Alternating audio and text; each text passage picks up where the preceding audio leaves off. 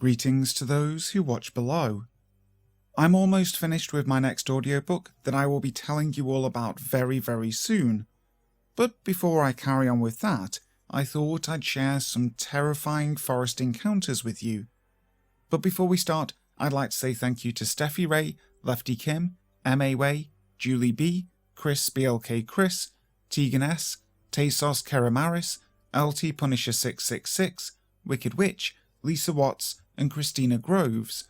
They are all those who dwell below, an exclusive channel membership that gets you shoutouts at the start of every video, and that warm fuzzy feeling from supporting the channel further. Another way you can support me is by hitting that subscribe button and the notification bell so that you never miss a video. But without further ado, sit back, relax, and enjoy. I Cannot Figure Out What We Saw Tonight by throwawayrantkid. I want to preface this story with a little bit of background. I'm not very well versed in the paranormal, but I am pretty experienced with hiking and the outdoors.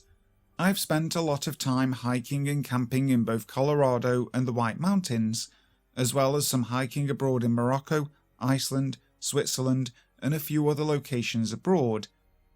I'm very comfortable outdoors and in the woods, and I like to think of myself as a pretty level-headed hiker. That being said, something happened this evening that neither I or my boyfriend have been able to explain. We took our dog out for a walk at a state forest close to our home. We arrived at around 4:30 PM, which is unfortunately dusk in our area at this time of the year. We figured, no problem, well-marked trails in a populated area. We had just gotten out of the car, gotten our dog leashed up, and had started up a paved trail onto the path. We had only been walking for about 2 minutes when I got an unmistakable, alarming feeling. I've never felt this in all of my years spent in the outdoors, and I immediately felt as if something was watching us. We have a very alert, very active dog who can hear a squirrel from quite a distance. He didn't look alarmed and wasn't acting out of the norm, so I tried to brush the feeling off. But only a moment later, I looked up and saw something that I have absolutely no explanation for. About 20 yards ahead of us, I saw a white mass floating between two trees. It was floating about 4 feet off of the ground. I physically could not wrap my head around what I was looking at. It was almost shaped like a band-aid. It was staticky and not quite a solid shape. It was about 1.5 to 2 feet tall from top to bottom. I have great vision, but the mass was blurry and kind of twisting and spinning in place. I tried to focus on it, but I just couldn't get a clear vision of what it was, despite still having some sunlight to work with. I grabbed my boyfriend and immediately pulled him towards me and pointed and said, "What the fuck is that?" I think this was the first time in my life that I felt fight or flight kick in at full capacity. He laughed and thought I was messing with him, but it quickly became clear that I wasn't. He turned to look, and just as he did, the mass floated to the right and ducked behind a tree. We stood and watched for a moment. The mass floated from behind one tree to another, and it was almost like it was peering out and looking back at us. My boyfriend equated it to playing hide and seek with a child, who is poorly hidden but peeks around a corner to see if you can see them. It made a few more bizarre floating movements before it disappeared. We stood there for a minute or so, waiting to see if it would reappear, and trying to rationalize what we had just seen. We did move a bit closer, just to confirm that there was no trash or any debris in the area that we could have been looking at, and there was not. We headed back to the car and called it a day after that. It has been a few hours since this happened, and we still have absolutely no idea what we could have just seen. We are not huge believers in the paranormal, but I've been digging through some paranormal subs this evening to try and find out what we were looking at. We know that it was not a human or an animal, and have not been able to find any other explanation for what the hell we could have just seen. Something Crouched Outside by Moons Out, Goons Out. This story involves myself and my girlfriend in a nowhere town in the middle of North Carolina. I was living with a friend at the time, as I had nowhere to really go and was saving up for an apartment of my own due to reasons irrelevant to the story, and my girlfriend typically stayed the night with me as we had an entire basement bedroom to ourselves, and he didn't really mind as we were all close and still are to this day. I was a pretty heavy smoker at the time and went outside to take my habit away from the house, to which my girlfriend would follow to partake as well. So, like any other time that my nicotine craving set in, I would grab my lighter from the bedside table and go head out into his driveway.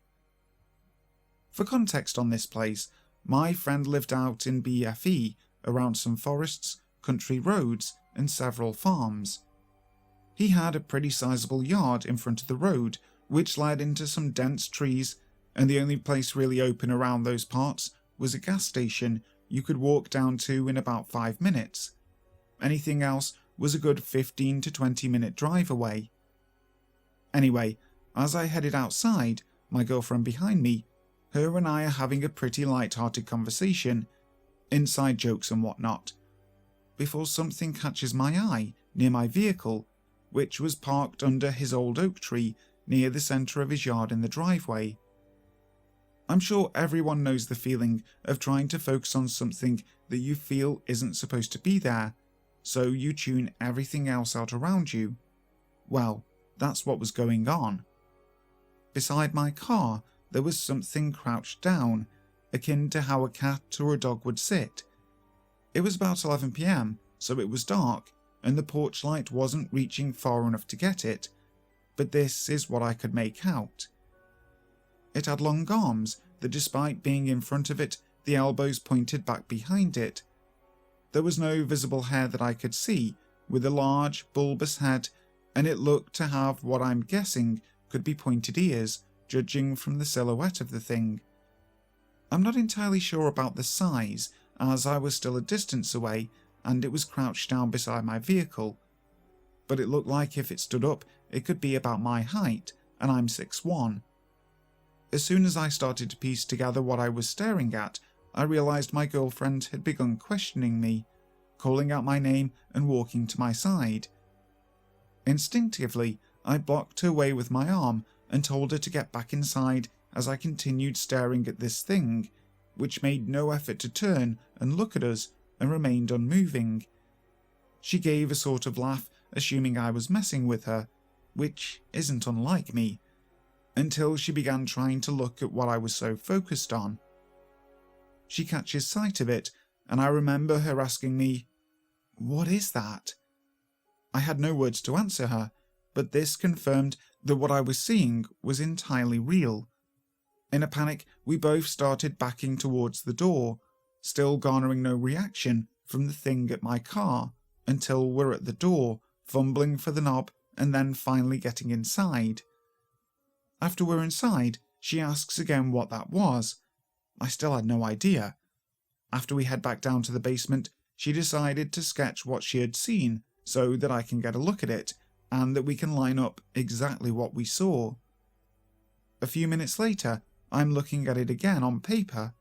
A bulbous head, long arms with the elbows arched behind it, crouched down, and pointed protrusions we both assumed were ears. It has been a good 5 years since then, and we eventually moved out into our own apartment. But I have never seen anything like it again. The Man I Saw Through My Night Vision Scope by PerpetualConnection. I'm a hunter. I like to hunt wild boar specifically, though I have been deer hunting and I've been known to get a turkey for Thanksgiving. I mostly hunt boar. For those of you that don't know, boar are a big problem in the United States. A sow can have 2 litters a year, and it's not uncommon for a litter to consist of 10 or more pigs. Given that pigs eat anything and everything, it's not hard to see why the Department of Fish and Wildlife makes it legal to hunt them with almost no restrictions. In my state, it's illegal to hunt most large mammals with a night or thermal vision scope, with the exception of boar and coyote. I'd been saving for a year, mostly fun money.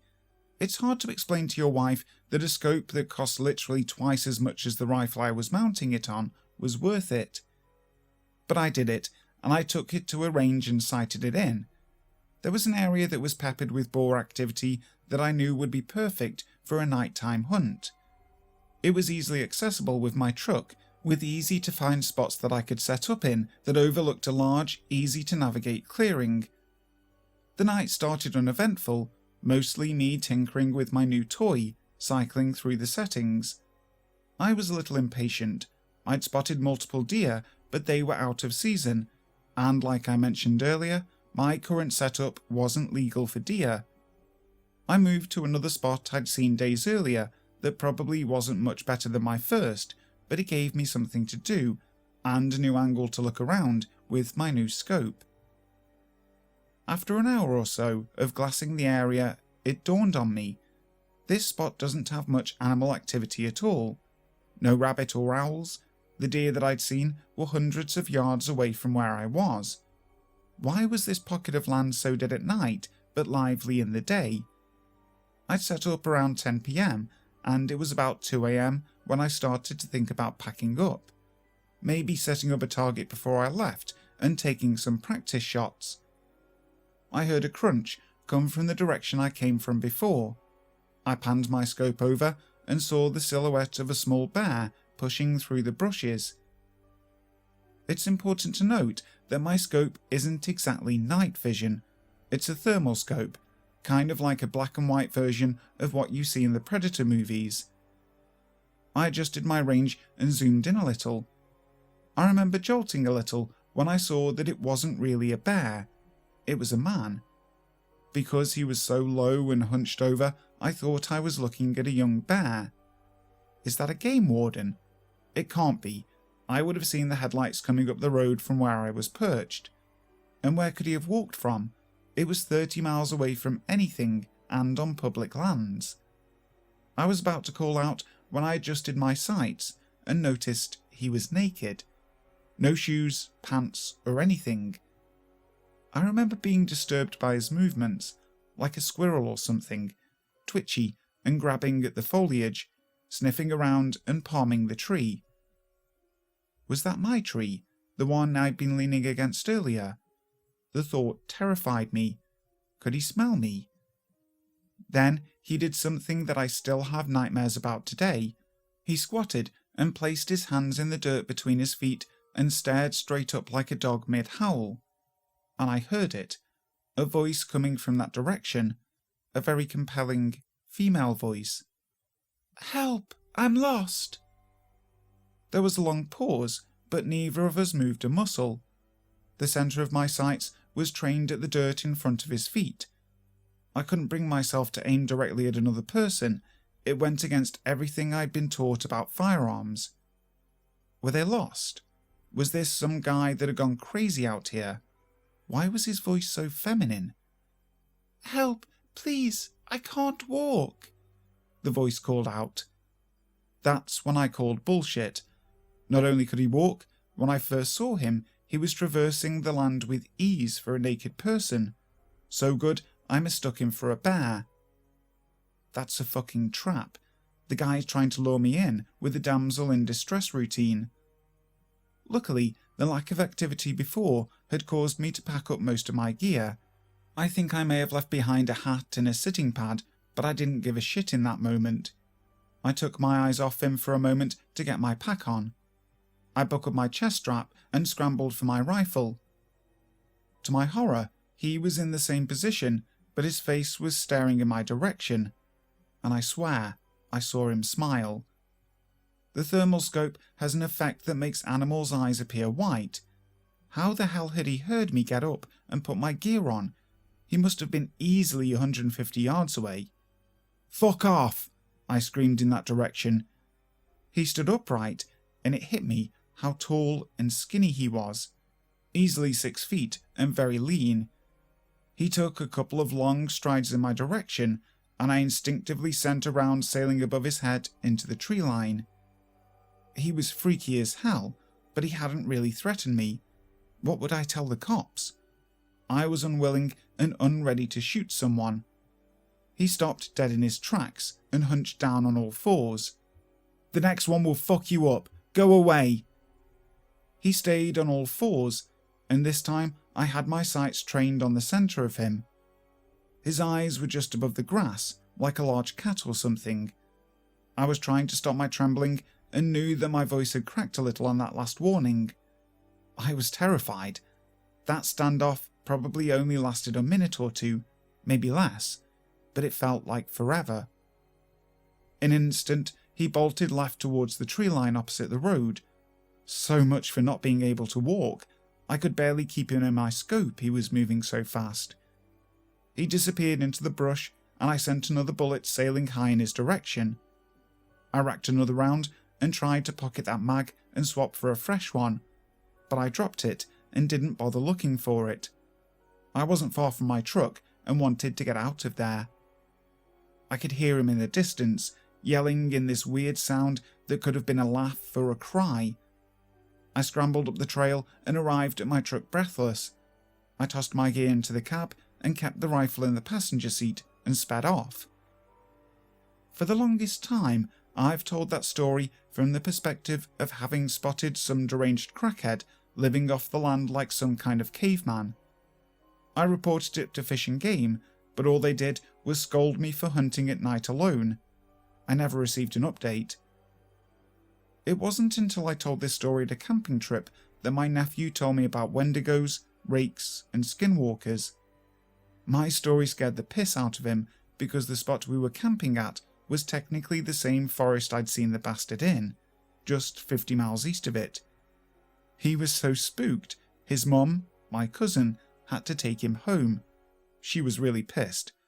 I've gone down the rabbit hole on these scary stories, and I'm not saying what I saw definitely was a wendigo or a skinwalker. I'm saying that if such a thing exists, I may have dodged quite the bullet that night. Or maybe it was just a tweaker being Donny Thornbury in the middle of the night. The Massive Creature on My Roof, My Encounter, by Ocean Girl. This happened in Western Germany, and what I am about to share is the genuine truth. It all started with a horrible animal screaming sound outside my house at night, which I have already compared to all wildlife sound recordings from zoology institutes, but nothing comes close to it. It kind of sounded like a woman screaming in agony, but then again, even worse. It felt like I could feel the sound's vibration in my veins. It's hard to describe, but it was really scary. I live in a tiny house next to forests and mountains. It was a dark October night, and I laid in my bed, which is in a sleeping corner. Right in front is a window, which is always half opened, and above me is just a flat roof. There is garden all around the house. At first I heard one creature scream. Then there seemed to be two of them. They sounded very close and wouldn't stop screaming for minutes. The next thing I heard was something heavy running through the garden under my bedroom window, followed by heavy branches breaking at the height of my level, the second floor. I also heard a loud rush of air combined with it. In the next second, this animal or creature jumped on my roof, so in that moment it was right above me, about 2 or 3 meters away. And at that moment, things started to get messy and very confusing to me, to this day. First, I want to point out that this animal or creature sounded so heavy when it landed. I don't know any animal species that big around here. It sounded massive, and therefore was surreal. Also, the quickness of its movement seemed surreal too. After that jump, it started to run on my roof, from one side to the other. It first sounded like it was something extremely heavy, on 2 legs, but that suddenly changed to what sounded like something extremely heavy on 4 paws. I remember sitting straight up in bed right underneath it, with an immense pulse and my mind just trying to process what I am hearing. This was also the turning point when I seriously felt threatened. Since I'm a girl living alone in a tiny house and didn't really have any protection to fight something massive like this off, just knives or pepper spray, which I'm quite sure would be useless. So I decided to do something stupid, I guess. I thought maybe I could shock it or scare it away. So I hit against my bedroom window with my flat hand, as hard and loud as I could. What happened next messes with me until this day. Not even a second passed after I hit the glass when this creature hit it right back from outside. So it must have been sitting right above me in that moment and reached down to my window. And it reacted so quickly, it was surreal. The sound of what touched my window pane sounded like a mix between big claws and feathers. The reaction and the way it sounded put me in a kind of shock, I guess. I realised I'm quite screwed in that moment, because whatever it was very intelligent, huge, and wouldn't back off. That's how it felt to me, as if it was saying, "You have no power here, I'm always one step further ahead, know your lane." Basically, I just froze then, on my bed, my back at the wall, and all I could do was stare at where it hit the window pane. I was too scared to close it. I was too scared to breathe even. Then it suddenly just left my roof, which sounded again like a massive weight would jump off into the air. I've never shared this encounter before because I felt pretty alone with it, until last night when I went on Reddit to look for someone from Germany who has also experienced something similar, and I got lucky. The person's post was 24 days ago. He and his hunting buddy had heard the same screaming sounds from a cow's field. Then they were chased for a short time by something they couldn't see. Reading about his encounter made me want to step forward with mine as well. Hi guys, thank you so much for listening to today's video. I really hope you enjoyed it. If you did, make sure to leave a like and also subscribe to the channel, hitting that notification bell so you don't miss the next video.